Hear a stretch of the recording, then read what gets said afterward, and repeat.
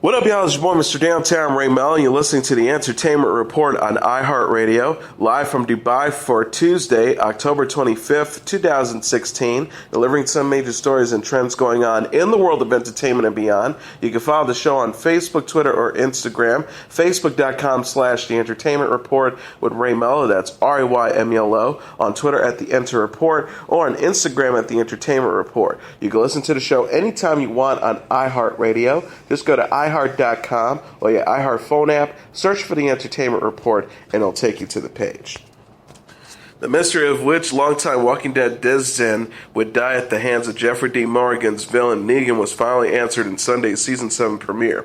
Negan cruelly beat someone to death with his barbed wire-covered baseball bat Lucille at the end of Season 6 in April. However, the victim remained unknown, with fans left to speculate until this weekend. Among the possible prey were Daryl, played by Norman Reedus, Glenn, played by Stephen Yang, Glenn's pregnant wife Maggie, played by Lauren Cohen, Rick, played by Andrew Lincoln, Rick's girlfriend Michonne, played by Danny Guerrera, Rick's son Carl, played by Chandler Riggs, Abraham, played by Michael Cutlass, Abraham's girlfriend Sasha, played by Sonequa Martin Green, Abraham's ex-girlfriend Rosita, played by Christian Serratos, Aaron, played by Ross Marquand, and Eugene, played by Josh McDermott.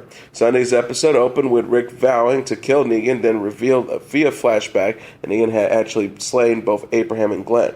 In the comic books on which the show is based on, this is how Glenn dies. Abraham is murdered earlier in the print edition. The episode also saw Negan's men take Daryl away in a van, and a broken Rick agreed on behalf of himself, his sons, and his followers to serve their tormentor. The show ends with Sasha heading towards a village so alien enraged Maggie can see a doctor, while the rest of the group return to Alexandria to mourn their losses and inform those who stayed behind there about what happened. All of the previous mentioned cast members and thousands of fans attended a taping of The Talking Dead at the Hollywood Forever Cemetery in the pouring rain to digest the horror and comfort each other. The 90-minute analysis program aired on AMC immediately after the return of The Walking Dead.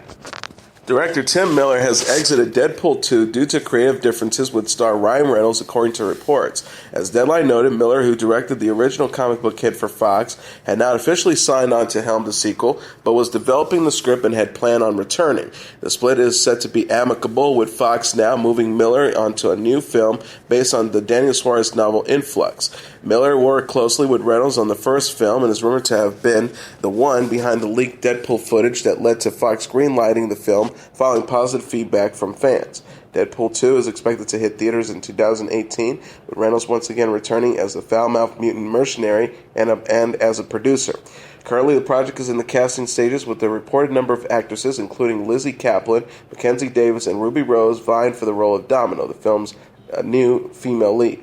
The original Deadpool was released in February and was a box office hit, having grossed $786 million worldwide. Trolls star Anna Kendrick and Justin Timberlake charmed on the red carpet Sunday. The 31-year-old actress and 35-year-old singer attended the movie's Los Angeles premiere at the Regency Village Theater in Westwood. Kendrick turned heads in a velvet mini dress with sparkle embellishments and a tie neck. Timberlake, meanwhile, was all smiles in navy jacket and pink shirt as he posed for photos on the red carpet. Zoe Deschanel, James Corden, and Juvenile Wallace were among the other stars at the event. The film also features the voices of Russell Brand, Gwen Stefani, Icona Pop, Christina Baranski, and Jeffrey Tambor. Trolls is based on the dolls of the same name, which were originally created by Thomas Dam in 1959. Corden told Entertainment Tonight at the premiere that he enjoyed singing with Timberlake for the movie. The Late Late Show host said, "I spend like half a day doing singing, which is always quite, terrifying if you're me and it's him, but I think I got away with it. I think it was fun. I certainly loved it." Trolls opens in theaters November 4th. Kendrick will also star in Table 19 with Craig Robinson and Pitch Perfect 3 with Rebel Wilson and Anna Camp, while Timberlake is slated to appear in a new Woody Allen film. Dwayne Johnson and Will Ferrell are teaming up for a new professional wrestling-themed comedy series at Fox. According to Variety, Johnson, who started out as one of WWE's biggest stars, The Rock, is bashing the series on his and former WWE head writer Brian Gertwitz's real-life experiences working for the sports entertainment company. Being developed through Johnson's Seven Bucks Productions, which has recently launched his YouTube channel, and Ferrell's Gary Sanchez Productions, the currently untitled show will follow a young up-and-coming wrestler and his relationship with a comedy writer who works backstage as they navigate through the colorful world of of wrestling. Farrell, who is producing, will also be joined by his frequent collaborator Adam McKay, who is executive producing alongside Johnson and Gerwitz. Writer Andrew Gerland, known for his work on FX's Married, is penning the script. Johnson said in a statement, "This November will mark the 20th anniversary of my professional wrestling debut. I was 24 years old, putting in the hard work, making $40 per match, and had no clue of the long journey that laid ahead of me, with characters and backstage stories so colorful you think there's no way that can be true. The entertaining show that goes on in front of the crowds pales in comparison to the insanely entertaining show that goes on backstage. Brian and myself can't wait to tell our stories." McKay added, "Farrell and I met in the wrestling ring, so doing this show with Dwayne Johnson brings us full circle. And there's no one more talented or limber than Andrew Gerland to steer this project. Currently, the series has no set release window. Johnson originally debuted in the WWE, then the WWF in 1996, as the heavy-tooted third-generation superstar Rocky Maivia. He would go on to become one of the greatest WWE superstars of all time, who rose to fame during the height of WWE's popularity in the 90s. A 10-time world champion, The Rock committed himself to Hollywood around 2003, but continues to make sporadic WWE appearances to this day. Brad Pitt and Marion Cotillard star in a new Tense Allied teaser. The World War II drama released an official poster and new TV spot trailer featuring the 52-year-old American actor and 41-year-old French actress as married assassins Monday. PBC's official confront intelligence officer Max Vatin, played by Pitt, with their suspicions that his wife Cotillard is a German spy. Vatin, who refuses to believe the notion, is ordered to execute his wife if the suspicions prove true. Allied is written by Stephen Knight, who wrote Eastern Promises and Peaky Blinders, and directed by Robert Zemeckis, who directed Back to the Future and Forrest Gump. The movie co-stars Jared Harris, Simon McBurney, and Lizzie Kaplan. Producer Graham King told People magazine in August, Brad and Marion immediately had the utmost respect for each other, so once they delved into their characters, their chemistry was electric.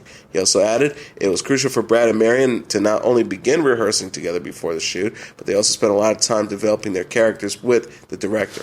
Ally opens in theater November 23rd. Pitt will also star in War Machine with Tilda Swinton and World War Z 2, while Cotillard is slated for Assassin's Creed with Michael Fassbender and Ismail's Ghost with Charlotte Gainsbourg.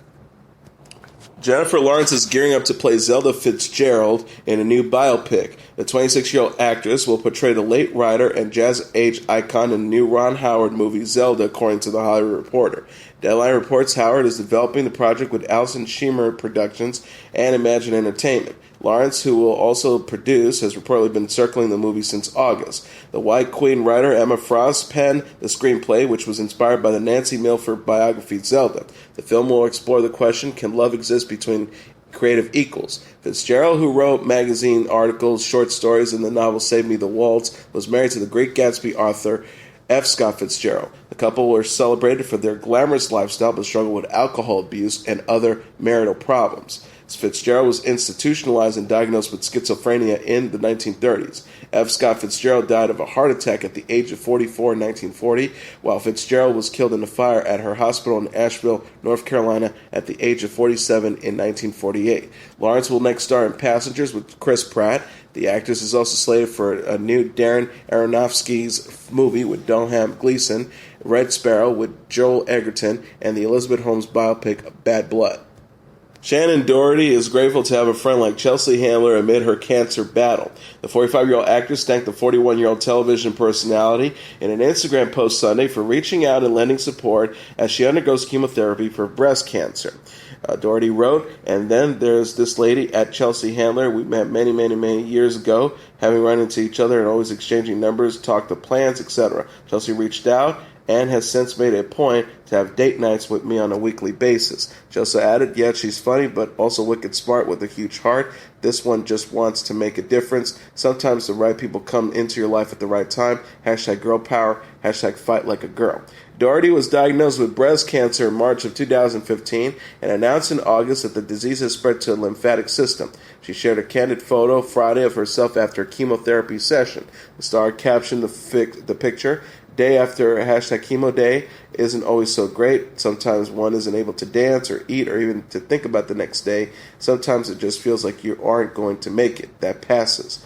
She also wrote, sometimes the next day or 2 days later or 6, but it passes and movement is possible. Hope is possible. Possibility is possible. To my cancer family and everyone suffering, stay courageous, stay strong, stay positive. Hashtag we got this. Hashtag fight like a girl. Comedian and actor Bill Murray received the Mark Twain Prize for American Humor Sunday during a star-studded event at the Kennedy Center in Washington, D.C.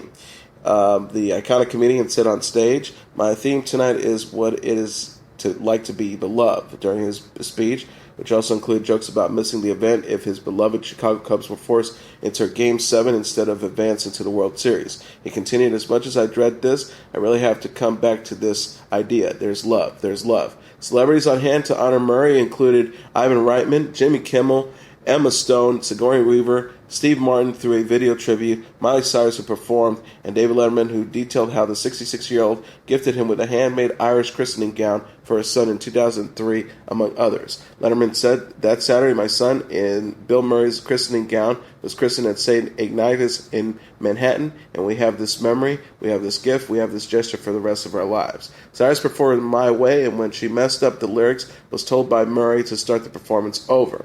He said, standing up, "We're safe now. How about those pipes? Do it again, do it again." He continued, "This is live entertainment. This is happening now in Washington, D.C., the 51st state. If it had statehood, that wouldn't have happened." Murray is the 19th recipient of the Mark Twain Prize, following others such as Carol Burnett, Bob Newhart, Steve Martin, Ellen DeGeneres, the late Richard Pryor, who received the inaugural award in 1998, and Eddie Murphy, who was honored last year. The ceremony is set to be broadcast on PBS on Friday. Two passings to report. Bobby V, best known for hits including Rubber Ball, Take Good Care of My Baby, and The Night Has 1,000 Eyes, has died at the age of 73. V released more than 25 albums during his career, retiring in 2011 after being diagnosed with early-onset Alzheimer's disease. V's son Jeff Verleen said that the singer died peacefully surrounded by family on Monday. Mr. Verleen says it was the end of a long, hard road. He described his father as a person who brought joy all over the world, adding that was his job. V's big break came about in 1959 at the age of 15 when he filled in for Buddy Holly after the singer's death in a plane crash. Richie Valens and the Big Bopper were also killed in the accident in Iowa, along with the pilot Roger Peterson. A call went out for local artists to replace Holly at his scheduled show at the Moorhead National Guard Armory. V and his band, which had only formed 2 weeks previously, volunteered. Bobby V also gave a young Bob Dylan his start. Dylan played briefly with V's band, and he was the one who suggested Verleen change his last name to V. V and the Shadows were signed to in autumn of 1959, and V had his first hit in the Billboard charts in 1960s with Devil or Angel. A string of hits followed, including The Night Has 1,000 Eyes, Come Back When You're Grown Up, Please Don't Ask About Barbara, and Punisher. V and his wife Karen were married for more than 50 years and had 4 children. She died of kidney failure in 2015 at the age of 71. V had been in a care home near Minneapolis for just over a year and had been receiving hospice care before his death, Mr. Verleen said. V was 73. And dead or alive singer Pete Burns has died at the age of 57 after suffering a cardiac arrest, his manager has said. A statement on Twitter said it was a greatest sadness that it had to break the tragic news that Burns died suddenly on Sunday. Burns had a hit with You Spin Me Round with Dead or Alive in 1985 and appeared on Celebrity Big Brother in 2006. The management statement says all of his family and friends are devastated by the loss of our special star. Continued by saying he was a true visionary, a beautiful, talented soul. He will be missed by all who love and appreciate everything he was and all of the wonderful memories he has left us with. Burns was 57. DJ Khaled has welcomed his first child, a baby boy, with fiancée Nicole Tuck. The catchphrase master wrote on Instagram, "It's go time, all praise to the Most High," alongside a photo of himself kissing Tuck's belly as she headed into labor. He continued, "I'm so excited and my nerves are on another level. I'm focused though." Other posts featured Khalid holding tightly onto Tuck's hand and looking relieved as his wife attended to the baby in the background. Khalid, who has built a following on social media, continued to document the birth on Instagram and Snapchat on video while his music played on the background. He said, "Baby's here," the hip-hop personality said on Snapchat as his firstborn entered in the world. "It's so beautiful." According to People magazine, a rep for Khalid confirmed that the baby, who came in at 7 pounds 14 ounces, is named Ashad Tuck. Albeit Ashad means lion in Arabic. Demi Lovato and John Mayer sparked rumors over the weekend.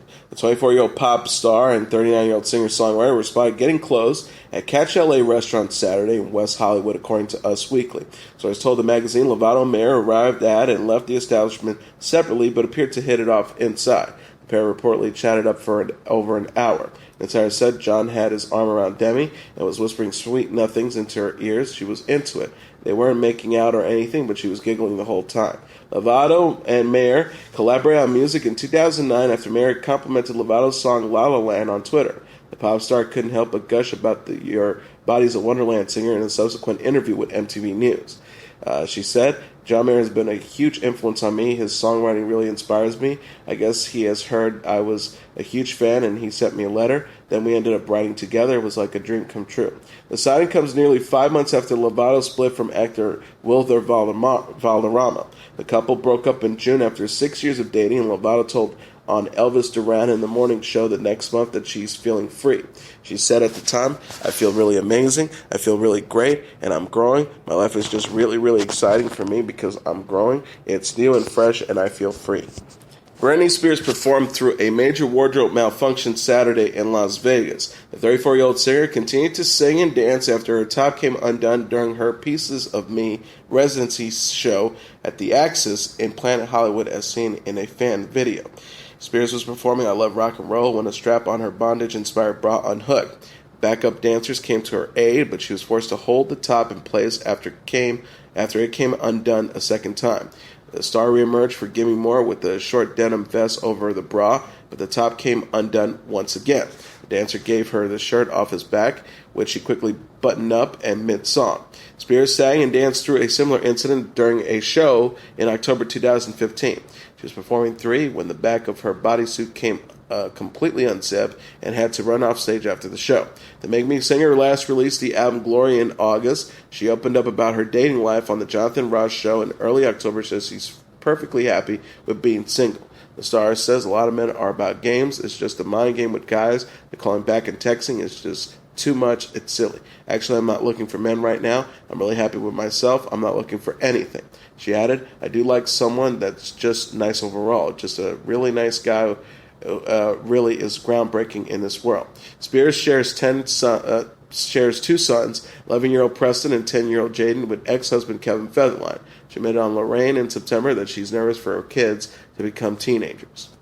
Canadian rapper Drake has announced a new playlist release titled More Life for December that will feature new music in place of a mixtape or album. The rapper said in an announcement, I'm off mixtapes, I want to do a playlist. I want to give you a collection of songs that become the soundtrack of your lives. He also added, like I said, dropping in December, all original music from me. You might hear some tunes from the family on there. Just really excited. I had a great tour. I had a great summer. And most people would probably take a break. But for me, I just wanted to get right back to it, be with the people again. On Drake's Apple Music OVO Sound radio show Sunday, he previewed 4 new tracks, which are expected to appear on More Life, including Fake Love, Sneaking, a remix to British rapper Dave's Wanna Know, and Two Birds, One Stone, that sees the 30-year-old diss fellow artist Kid Cudi.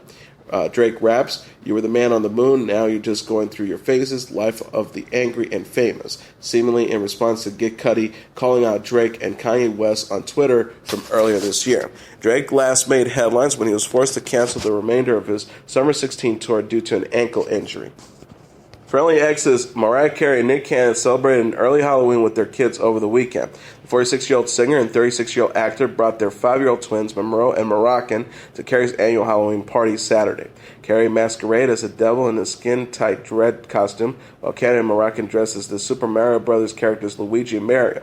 Monroe went on as Rapunzel from the Disney movie Tangled. Cannon captioned a photo of himself with Carey and their kids on Instagram. Early Halloween family flow. #incredible. Retired boxer Floyd Mayweather and singers Tamir Braxton and Tamika Tani Koto were among the other celebrities in attendance. Sources told TMZ that Carey's fiancé James Packer wasn't present because he isn't a big fan of Halloween parties. Carey and Cannon split in 2014 after 6 years of marriage and finalized their divorce in April 2015. The actor told Karen Civil in June that he and Carey remain on good terms. He said, at the time, my ex and I are in a great place and are diligently moving things along so we both can continue to be happy. I am happy for her and all her new endeavors, both personal ones and professional ones. Carrie last released the album Me, I Am Mariah, the Elusive Chantess in 2014 and will star on the new E-series Mariah's World. Cannon will also appear on the show, which is slated to premiere on December 4th. Justin Bieber walked off stage mid-performance Sunday after he grew frustrated with fans who would not stop screaming.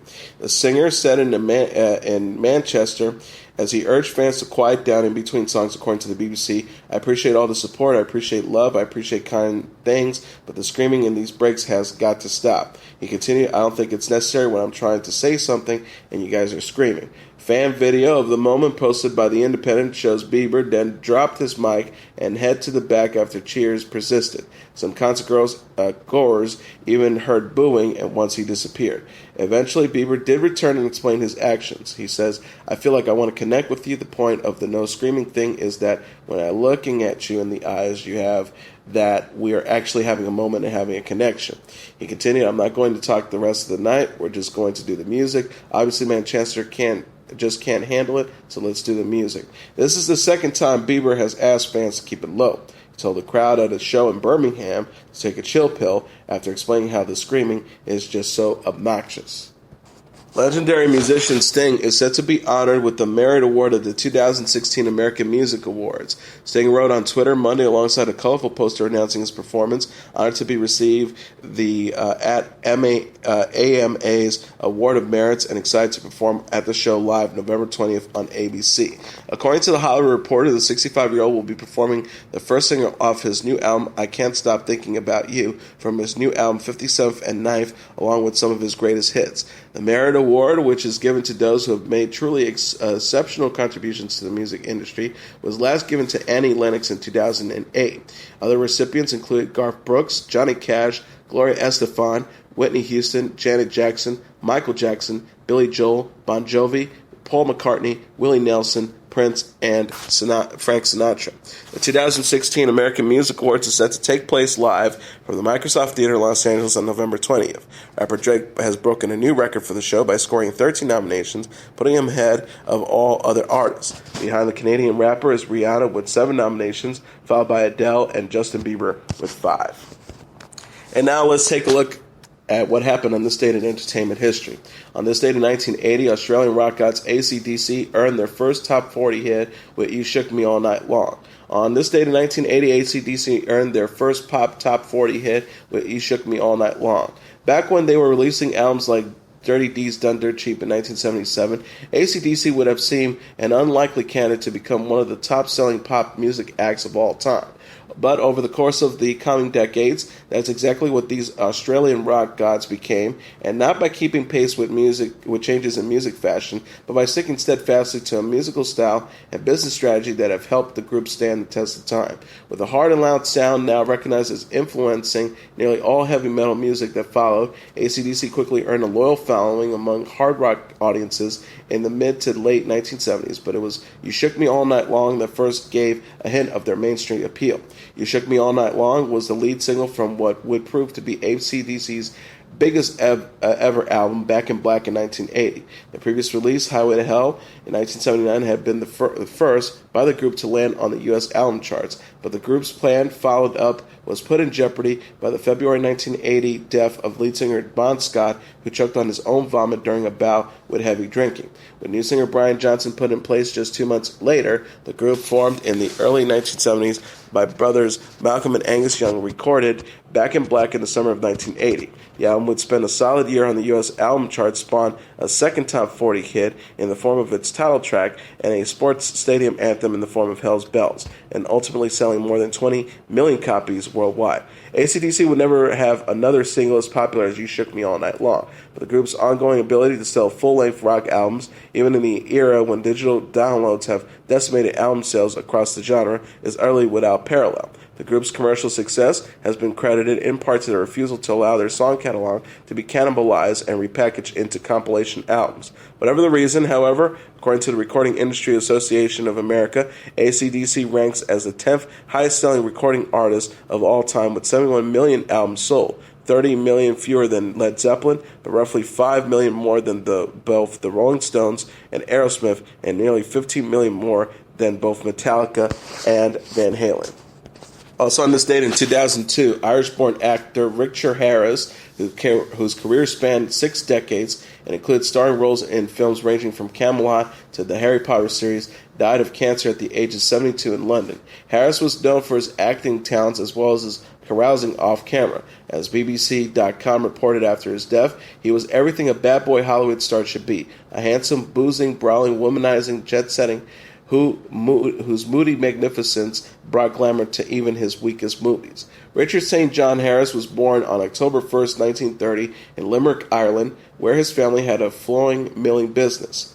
As a young man, Harris was a talented rugby player, but his athletic career was cut short by a battle with tuberculosis. He went on to study acting in the mid-1950s at the London Academy of Music and Dramatic Art, and afterwards found work in various London theatre productions. By the late 50s, he was earning small roles on the big screen. Among his early films were supporting parts in The Guns of Navarro in 1961, featuring Gregory Peck and Anthony Quinn, and Mutiny on the Bounty in 1962 with Marlon Brando.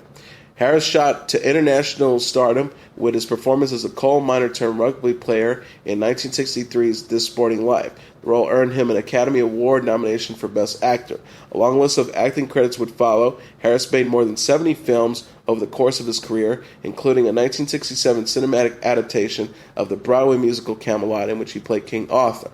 In addition to his movie roles, Harris became equally famous for his reputation as a raconteur and hellraiser. He reportedly suffered 9 broken noses during his life and received last rites twice from a priest. Harris portrayed a hardening Irish farmer in 1990's The Field, for which he garnered a second Oscar nomination for Best Actor. He went on to appear in such movies as The Unforgiven in 1992, directed by Clint Eastwood, Patriot Games in 1992, Cry of the Beloved Country in 1995, and Gladiator in 2000, in which he played Marcus Aurelius to Russell Crowe's Maximus. In 2001, Harris gained legions of new fans when he played Albus Dumbledore, the wise, white-bearded headmaster of Hogwarts School in Harry Potter and the Sorcerer's Stone. Harris reprised this role for the second film in the series Harry Potter and the Chamber of Secrets, which was released in the U.S. in November 2002, just weeks after his death. And that is your entertainment report for Tuesday, October 25th, 2016. I'm your host, Mr. Downtown Ray Melo. I'll be back tomorrow to deliver some major stories and trends going on in the world of entertainment and beyond. You can follow the show on Facebook, Twitter, or Instagram, facebook.com/The Entertainment Report with Ray Melo. That's RAYMELO. On Twitter at The Enter Report, or on Instagram at The Entertainment Report. You can listen to this episode or any previous episodes of The Entertainment Report anytime you want on iHeartRadio. Just go to iHeart.com or your iHeart phone app, search for The Entertainment Report, and it'll take you to the page. Good night, and God bless you all.